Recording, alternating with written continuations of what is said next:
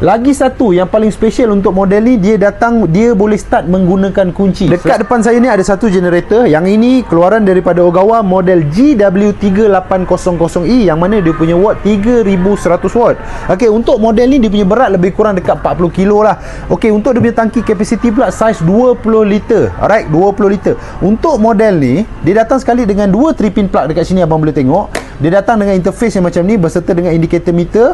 Lagi satu yang paling special untuk model ni, dia boleh start menggunakan kunci. Selain daripada abang gunakan manual, abang boleh start menggunakan kunci juga. Untuk harga dalam bawah 1200 je lah, memang sangat-sangat murah. Kalau ada yang berminat, boleh terus datang ke mana-mana cawangan Warnes yang berkaitan dengan abang. Tak kisah Seri Petaling, Bukit Jalil atau Puchong, atau boleh masuk time kita tengah live, boleh beli masa kita tengah live. Kalau ada ada barang lain yang abang nak saya review, abang boleh tinggalkan komen dekat bawah. Kita jumpa lagi untuk next video. Assalamualaikum warahmatullahi wabarakatuh.